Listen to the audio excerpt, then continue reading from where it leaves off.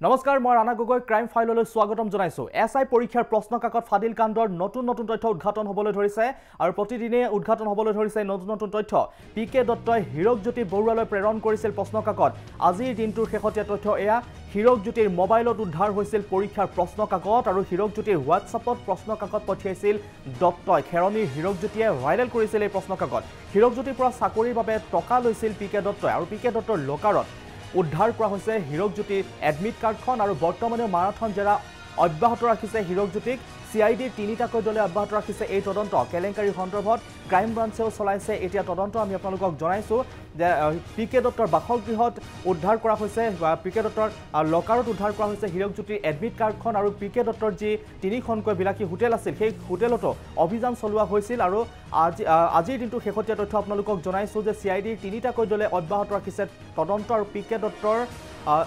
লকাৰত হীৰকজ্যোতি নামৰ যিজন লোক তেওঁৰ পৰা উদ্ধাৰ কৰিছে তেওঁৰ এডমিট কাৰ্ডখন উদ্ধাৰ কৰিবলৈ সক্ষম হৈছে বুলি আমি আপোনালোকক জনাইছো এই মুহূৰ্তত আৰু কেলেংকাৰীৰ সন্দৰ্ভত ক্ৰাইম ব্ৰাঞ্চেও চলাইছে তদন্ত আৰু এই বিষয়ত অৰ্থাৎ আজিৰ দিনটোত শেহতীয়া তথ্য কি আছে সেই সন্দৰ্ভত আমি জানিবৰ বাবে আমাৰ সাংবাদিক সমৰজ্যোতি শৰ্মাৰ কাষলৈ যাব বিচাৰিছোঁ সমৰজ্যোতি শৰ্মা আজিৰ দিনটোৰ শেহতীয়া তথ্য কি আছে যিহেতু হীৰকজ্যোতি নামৰ এজনক জেৰা চলাই থকা হৈছে হয়ৰানা এই সমগ্ৰ ঘটনাটো সন্দৰ্ভত দুটাকৈ গোচৰ ৰুজু হৈছে এটা হৈছে সিআইডিত গোচৰ ৰুজু আৰু আনটো গোচৰ ৰুজু হৈছে মহানগৰ আৰক্ষীৰ ক্ৰাইম ব্ৰাঞ্চত মুখ্যমন্ত্ৰী সৰ্বানন্দ সোণোৱালৰ নিৰ্দেশত সিআইডিয়ে এটা গোচৰ ৰুজু কৰিছিল আৰু এই প্ৰশ্ন কাকত কোনে ফাদিল কৰিছিল তাক লৈ সিআইডিয়ে তদন্ত প্ৰক্ৰিয়া আগুৱাই নিছে সমান্তৰালভাৱে আন এটা তদন্ত আগবঢ়াই নিছে ক্ৰাইম ব্ৰাঞ্চে কিন্তু কথা হৈছে যে কোনে প্ৰশ্ন কাকত ফাদিল কৰিলে ইতিমধ্যে সকলোৱে গম পাইছে যে পিকে দত্ত নামৰ এগৰাকী অৱসৰপ্ৰাপ্ত ডিআইজিৰ ঘৰত আৰু তেওঁৰ হোটেলত ইতিমধ্যে অভিযান চলাইছে সিআইডিৰ দলে আৰু তাৰ পৰা বিভিন্ন ধৰণৰ সামগ্ৰী ইতিমধ্যে জব্দ কৰিছে কিন্তু কথা হৈছে যে এই পিকে দত্ত কেনেদৰে জড়িত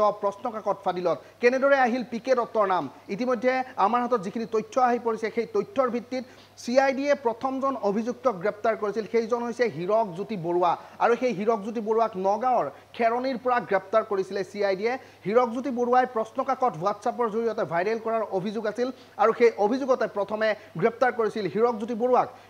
বৰুৱাক গ্ৰেপ্তাৰ কৰাৰ পিছতে হীৰকৰ যিটো মোবাইল ফোন আছিল সেই মোবাইল ফোনটো জব্দ কৰিছিলে সিআইডিয়ে আৰু মোবাইল ফোনটো যেতিয়া এনালাইসিস কৰিলে তাত পোৱা গৈছিল এখন প্ৰশ্ন কাকত আৰু প্ৰশ্ন কাকতখন প্ৰেৰণ কৰিছিল হীৰকজ্যোতি বৰুৱালৈকে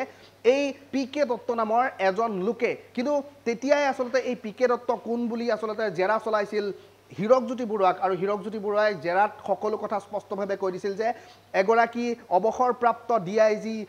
প্ৰদীপ কুমাৰ দত্তই তেওঁৰ হোৱাটছআপলৈকে এই প্ৰশ্ন কাকত প্ৰেৰণ কৰিছিল আৰু এই প্ৰশ্ন কাকতখন প্ৰেৰণ কৰি তেওঁক চাকৰি দিম বুলি কৈছিল তেওঁৰ পৰা বৃহৎ পৰিমাণৰ ধন আদায় লৈছিল পিকে দত্তই আৰু পিকে দত্তৰ কথা সকলো যেতিয়া অৱগত কৰিলে সিআইডিক তাৰ পিছতে সিআইডিয়ে পিকে দত্তৰ সকলো ডিটেইলছ উলিয়ালে সকলো তথ্য উলিয়ালে আৰু তথ্য উলিওৱাৰ পিছত একে সময়তে পিকে দত্তৰ যিকেইখন হোটেল আছিল সেই হোটেলত অভিযান চলিলে পিকে দত্তৰ ঘৰত অভিযান চলিলে বুধবাৰে নিশা সিআইডিৰ দলে একে সময়তে সকলোতে অভিযান চলোৱাৰ পিছত পিকে দত্তৰ ঘৰত দুটাকৈ লকাৰ আছিল যি দুটা লকাৰ সিদিনাখন নিশা সিআইডিৰ দলৰ অভিযানত ভাঙিব নোৱাৰিলে অৱশেষত বৃহস্পতিবাৰে সিআইডিৰ দলে আকৌ অভিযান চলাই পিকে দত্তৰ ঘৰত আৰু সেই লকাৰ দুটা দণ্ডাধীশৰ উপস্থিতিত ভাঙি দিয়া হয় আৰু সেই লকাৰ দুটাৰ পৰা এটা .22 mm পিস্তল আৰু চাৰিজাই সজীৱ গুলি সমান্তৰালভাৱে এখন ব্লেংক চেক আৰু এই যি হীৰকজ্যোতি বৰুৱা নামৰ যিজন অভিযুক্ত আছিল সেই হীৰকজ্যোতি বৰুৱাৰ এডমিট কাৰ্ডখন উদ্ধাৰ হয় পিকে দত্তৰ ঘৰত গতিকে হীৰকজ্যোতি বৰুৱাৰ যি ভাষ্য সেই ভাষ্যৰ পৰাই ইতিমধ্যে স্পষ্ট হৈ গৈছে যে পিকে দত্তই এই এসআই পদত চাকৰি দিয়াৰ নামত বহু লোককে হয়তো এনেধৰণে প্ৰলোভন দিছিলে আৰু বহুতৰে পৰা ধন সংগ্ৰহ কৰিছিলে আৰু এই কুৱেশ্যন পেপাৰ অৰ্থাৎ প্ৰশ্ন কাকত ফাদিল কৰাৰ অন্যতম অভিযুক্ত হিচাপে তেওঁক চিহ্নিত কৰা হৈছে আৰু যিহেতু তেওঁৰ ঘৰত এই এডমিট কাৰ্ডখন উদ্ধাৰ হৈছে এতিয়া পিকে দত্তৰ সন্ধানত ইতিমধ্যে ক্ৰাইম ব্ৰাঞ্চৰ কেইবাটাও দল সমান্তৰালভাৱে সিআইডিৰ কেইবাটাও দলে অভিযান অব্যাহত ৰাখিছে তেওঁক বিচাৰি তেওঁৰ নম্বৰ ট্ৰেছ কৰিছে তেওঁ ক'ত আছে তেওঁৰ লোকেশ্যন ট্ৰেছ কৰি আছে কিন্তু এতিয়াও কোনো তথ্য লাভ কৰিবলৈ সক্ষম হোৱা নাই সিআইডিৰ তিনিটাকৈ দলে পৃথকে অনুসন্ধান চলাইছে এই সমগ্ৰ বিষয়টো সন্দৰ্ভত সমান্তৰালভাৱে ক্ৰাইম ব্ৰাঞ্চে এই বিষয়টো সন্দৰ্ভত তদন্ত অব্যাহত ৰাখিছে আমাৰ হাতত শেহতীয়া যি আপডেটছ আহি পৰিছে কুলদীপ ৰাজবংশী নামৰ এজন যুৱককো সোধা পোছাৰ বাবে নলবাৰী আৰক্ষীয়ে নিজৰ জিম্মাত লৈছে তেওঁক আটক আটক কৰিছে এই মুহূৰ্তলৈকে যদিও তেওঁ গ্ৰেপ্তাৰ কৰা নাই আৰু সেই কুলদীপ ৰাজবংশীৰ বিৰুদ্ধেও আছে এই প্ৰশ্নকাকত ভাইৰেল কৰাৰ অভিযোগ কিন্তু পৰৱৰ্তী সময়ত আমি আপডেটসমূহ দি যাম যে কুলদীপ ৰাজবংশীৰ কি ধৰণে এই সমগ্ৰ এছআই কেলেংকাৰীত জড়িত বা তেওঁ কেলেংকাৰীত জড়িত হয় নে নহয় সেই সকলো তথ্য আমি দি যাম তেওঁ যেহেতু এই মুহূৰ্তলৈকে গ্ৰেপ্তাৰ হোৱা নাই গতিকে সেই বিষয়ে বিতংভাৱে আমি ক'ব নোৱাৰিম কিন্তু আৰক্ষীয়ে যেহেতু সংবাদ মাধ্যমক এই সমগ্ৰ বিষয়টো সন্দৰ্ভত অৱগত কৰা নাই ইয়াৰ উপৰিও যেহেতু ক্ৰাইম ব্ৰাঞ্চে এটা গোচৰ ৰুজু কৰিছিল ক্ৰাইম ব্ৰাঞ্চৰ সেই গোচৰৰ ভিত্তিটো ইতিমধ্যে থেংক ইউ লজ নামৰ এখন লজৰ কথা পোহৰলৈ আহিছিল যিখন লজত আনুষ্ঠানিক পৰীক্ষাৰ এদিন পূৰ্বেই আচলতে গোপনে পৰীক্ষা অনুষ্ঠিত হৈছিল প্ৰায় 50জনকৈ কেণ্ডিডেটে প্ৰাৰ্থীয়ে তাত পৰীক্ষাত বহিছিল গোপন পৰীক্ষাত সেই সকলো তথ্য পোহৰলৈ অহাৰ পিছত কেইবাজনো লোক ইতিমধ্যে গ্ৰেপ্তাৰ হৈছে প্ৰায় 6জন সেই লজখনৰ থেংক ইউ নামৰ লজখনৰ প্ৰায় 6জন লোকক গ্ৰেপ্তাৰ কৰিছে স্বত্বাধিকাৰী 4গৰাকী আৰু 2জন মেনেজাৰক গ্ৰেপ্তাৰ কৰিছে তাৰ ভিতৰত সেই যি 4গৰাকী স্বত্বাধিকাৰী আছিল সেই 4গৰাকী স্বত্বাধিকাৰীৰ 3গৰাকী স্বত্বাধিকাৰীয়ে আকৌ এপলো হস্পিটালত তেওঁলোকে কৰ্মৰত অৱস্থাত আছিল আৰু এপলো হস্পিটালৰ আইটি ডিপাৰ্টমেণ্টত তেওঁলোকে কৰ্মৰত আছিল তেওঁলোকৰ নামসমূহ মোৰ হাতত আছে এই মুহূৰ্তত মই ক'ব বিচাৰিছোঁ যে অলকেশ বৈশ্য প্ৰাঞ্জল শৰ্মা আৰু প্ৰণৱ বৰা এই 3গৰাকী আছিল থেংক ইউ লজৰ স্বত্বাধিকাৰী তেওঁলোকে এপলো হস্পিটালৰ আইটি ডিপাৰ্টমেণ্টতো কৰ্মৰত আছিল আৰু তেওঁলোকক ইতিমধ্যে যেহেতু এই সমগ্ৰ বিষয়টোৰ কেলেংকাৰী সন্দৰ্ভত গ্ৰেপ্তাৰ কৰিছে গতিকে তেওঁলোকৰ ভাষ্যৰ ভিত্তিত ইতিমধ্যে যোৱাকালি নিশা এপলো হস্পিটালতো ক্ৰাইম ব্ৰাঞ্চৰ দল এটাই অভিযান চলায় আৰু এপলো হস্পিটালৰ পৰা এটা পেন ড্ৰাইভ আৰু কিছুমান আপত্তিজনক নথিপত্ৰ আৰু এটা লেপটপ জব্দ কৰিবলৈ সক্ষম হৈছে ক্ৰাইম ব্ৰাঞ্চৰ দলে সম্প্ৰতি ক্ৰাইম ব্ৰাঞ্চে এই সমগ্ৰ বিষয়টো সন্দৰ্ভত অভিযান অব্যাহত ৰাখিছে সমান্তৰালভাৱে এপলো হস্পিটালেও আচলতে সংবাদ মাধ্যমৰ জৰিয়তে তেওঁলোকে ক্লিয়াৰিফাই কৰি দিছে যে এই যিকেইগৰাকী কৰ্মচাৰী তেওঁলোকে বহিৰ্বিভাগৰ কৰ্মচাৰী আছিল এপলো হস্পিটালৰ লগত কোনো ধৰণৰ সম্পৰ্ক নাই বুলি তেওঁলোকে ক'ব বিচাৰিছে সংবাদ মাধ্যমক কিন্তু আমি দেখিবলৈ পাইছোঁ যে ক্ৰাইম ব্ৰাঞ্চে এপলো হস্পিটালত অভিযান চলাইছিল আৰু ইতিমধ্যে মই উল্লেখ কৰিছোঁ যে সেই এপলো হস্পিটালত কৰ্মৰত আছিল বাবে তেওঁলোকৰ যিটো কোঠাত তেওঁলোকে কাম কৰিছিলে সেই কোঠাটোতহে অভিযান চলাইছিলে ক্ৰাইম ব্ৰাঞ্চে আৰু এটা পেন ড্ৰাইভ আৰু কিছুমান বিতৰ্কিত কাগজ পত্ৰ জব্দ কৰিবলৈ সক্ষম হৈছে ক্ৰাইম ব্ৰাঞ্চে সম্প্ৰতি এই সমগ্ৰ ঘটনাৰ অভিযান অব্যাহত ৰাখিছে ক্ৰাইম ব্ৰাঞ্চ আৰু CIDয়ে ৰাণা আৰু আমাৰ সাংবাদিক সমৰজ্যোতি শৰ্মাই সবিশেষ জনালে আৰু এছআই কেলেংকাৰীত জড়িত আন এজনক আটক কৰিছে বুলি ইতিমধ্যে আমাৰ সাংবাদিকে জানিবলৈ দিছে নলবাৰীৰ পৰা আটক কৰা হৈছে কুলদীপ ৰাজবংশী নামৰ এজনক নৱনিৰ্মাণ ভাৰত নামৰ সংগঠনটোৰ সভাপতি ৰাজবংশী নলবাৰী আৰক্ষীয়ে সোধা পোছা অব্যাহত ৰাখিছে কুলদীপ নামৰ লোকজনক আমাৰ সাংবাদিকে ইতিমধ্যে জানিবলৈ দিছে আৰু আনহাতে এছআই নিযুক্তি কেলেংকাৰীৰ নতুন নতুন তথ্য এতিয়া ফাদিল হ'বলৈ ধৰিছে গুৱাহাটীৰ এপলো হাস্পাতালত ক্ৰাইম ব্ৰাঞ্চে অভিযান চলাইছিল হাস্পাতালখনত আছিল আন এক পৰীক্ষা কেন্দ্ৰ আৰু এয়া শেহতীয়াভাৱে আহি পৰিছে এই তথ্য আজিৰ দিনটোৰ শেহতীয়া তথ্য থেংক ইউ নামৰ যি গণেশগুৰি মহানগৰী গণেশগুৰিৰ যিটো থেংক ইউ লজ আছিল সেই লজৰ 3 স্বত্বাধিকাৰীয়ে চলাইছিল এই কেন্দ্ৰটো আৰু হাস্পাতালখনৰ কম্পিউটাৰত উদ্ধাৰ কৰা হৈছে বহু গোপন তথ্য প্ৰাৰ্থী তালিকা আৰু অন্যান্য কাম কাজ চলিছিল এই হাস্পাতালৰ কম্পিউটাৰত আৰু হাস্পাতালখনৰ আইটি শাখাৰ দায়িত্বত আছিল প্ৰাঞ্জল শৰ্মা প্ৰণৱ বৰা আৰু অলকেশ দাস গ্ৰেপ্তাৰ হোৱা 3 অভিযুক্তক লৈ হাস্পাতালখনৰ ক্ৰাইম ব্ৰাঞ্চে অভিযান চলাইছিল আৰু ক্ৰাইম ব্ৰাঞ্চৰ অভিযানত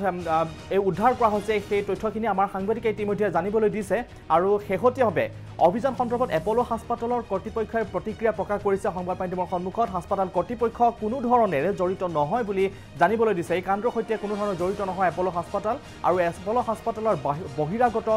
সেৱাৰ কৰ্মচাৰী আটাইকেইজন অভিযুক্ত বুলি জানিবলৈ দিছে হস্পিটেল কৰ্তৃপক্ষই কি মন্তব্য প্ৰকাশ কৰিছিল সংবাদ মাধ্যমৰ আগত আগবঢ়াইছোঁ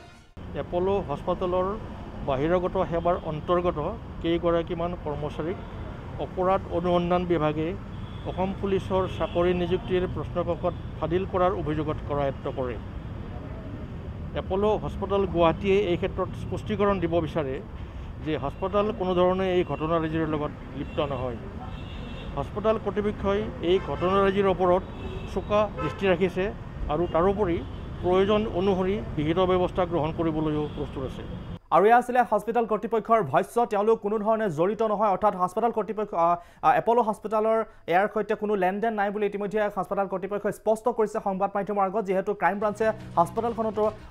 যিহেতু অভিযান চলাইছিল আৰু তাৰ পাছতে প্ৰতিক্ৰিয়া প্ৰকাশ কৰিছে আৰু ইফালে আন এটা তথ্য আপোনালোকক জনাব বিচাৰিছোঁ যে অসম আৰক্ষীৰ উপ পৰিদৰ্শক চাকৰি কেলেংকাৰীৰ অন্যতম নায়ক হৈছে দিবন ডেকা আমি ইতিমধ্যে আপোনালোকক জনাইছোঁ যে দিবন ডেকাৰ দুৰ্নীতি সন্দৰ্ভত আৰু নতুন নতুন তথ্য উদ্ঘাটন হৈছে অনিয়মৰ ন তথ্য উন্মোচিত হৈছে দিবন ডেকাৰ বিৰুদ্ধে পশুধন নিগমৰ কোটি টকীয়া বহু আঁচনি অবৈধভাৱে লাভ কৰিছে বিজেপি নেতাগৰাকীয়ে হাঁহ কুকুৰাৰ ভুৱা ফাৰ্মৰ ফটো দেখুৱাই নিগমৰ পৰা লাখ লাখ টকা হৰকাইছে বুলি ইতিমধ্যে অভিযোগ উত্থাপিত হৈছে দিবন ডেকাৰ বিৰুদ্ধে আৰু ইয়াৰ লগতে দিবন ডেকাৰ পত্নীয়েও জালিয়াতিৰে জনসংযোগ বিভাগত নিযুক্তি লাভ কৰাৰ লগতে ভুৱা অভিজ্ঞতাৰ প্ৰমাণ পত্ৰৰে পত্নী বিভা কলিতাই নিযুক্তি লাভ কৰিছে বুলি গুৰুতৰ অভিযোগ উত্থাপন কৰিছে কৃষক শ্ৰমিক উন্নয়ন পৰিষদে আৰু লগতে বিজেপি দলৰ বহু নেতা মন্ত্ৰীৰ সৈতেও ঘনিষ্ঠ সম্পৰ্ক থকা দিবন ডেকাক বিজেপিয়ে বৰ্তমানে প্ৰাথমিক পদৰ পৰা অব্যাহতি কিয় দিয়া নাই সেই সন্দৰ্ভত প্ৰশ্ন উত্থাপন কৰে সংগঠনটোৱে সঠিক ৰূপত তদন্ত কৰিলে আৰু বহু নেতা মন্ত্ৰীৰ নাম পোহৰলৈ আহিব বুলি প্ৰকাশ কৰিছে সংগঠনটোৱে আৰু সংবাদ মাধ্যমৰ আগত কি প্ৰকাশ কৰিছে সংগঠনটোৱে আগবঢ়াইছোঁ তাৰে মই এটা আজি উদাহৰণ ধৰি কৈছোঁ যে আপোনালোকে নিশ্চয় গম পায় যে ভেটেনেৰি ডিপাৰ্টমেণ্টৰ এটা পশুধন নিগম হিচাপে এটা মানে বিভাগ আছে সেই বিভাগটোৰ পৰা কিছুমান ধৰক হাঁহ কুকুৰা আদি কৰি কিছুমান তাত প্ৰজেক্ট দিয়ে কিন্তু তেওঁ কি কৰিছিলে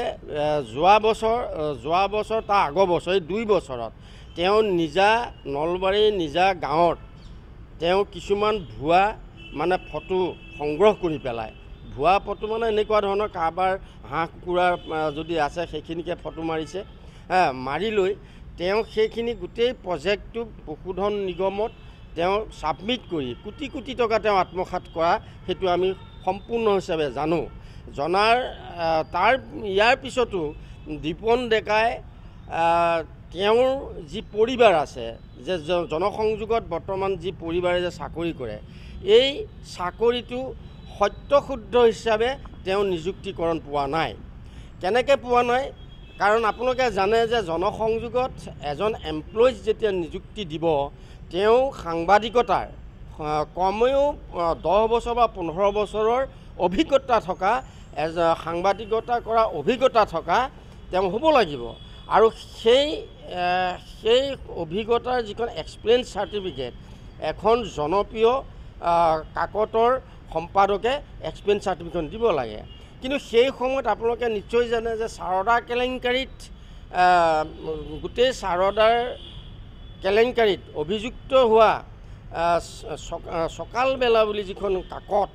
সেই কাকতখনৰ সম্পাদকগৰাকীয়ে তেওঁক এক্সপিৰিয়েঞ্চ চাৰ্টিফিকেট দিছিলে কিন্তু তেওঁ কোনো সাংবাদিকতা নহয় এতিয়া তেওঁ সাংবাদিকতা নোহোৱাকৈ কেনেকৈ এক্সপিৰিয়েঞ্চ চাৰ্টিফিকেট পালে আৰু কেনেকৈ তেওঁ সেই জনসংযোগত নিযুক্তিকৰণ হ'ল এইটো এটা তদন্ত কৰা আমি দাবী জনাইছোঁ আৰু এয়া আছিলে সংগঠনটোৰ ভাষ্য আমি আপোনালোকক শুনোৱালোঁ আৰু অসম আৰক্ষীৰ উপ পৰিদৰ্শকৰ চাকৰি কেলেংকাৰীৰ অন্যতম নায়ক দিবন ডেকাৰ দুৰ্নীতিৰ অনিয়মৰ নতুন তথ্য এতিয়া উন্মোচিত হ'বলৈ ধৰিছে আৰু এনেধৰণে এতিয়া এই অভিযান অব্যাহত ৰাখিছে যিহেতু SI কেলেংকাৰীৰ সন্দৰ্ভত এতিয়া নতুন তথ্য উদ্ঘাটন হ'বলৈ ধৰিছে আমি পৰৱৰ্তী সময়ত শেহতীয়া তথ্য আপোনালোকক জনাই যাম চাই থাকিব ক্ৰাইম ফাইল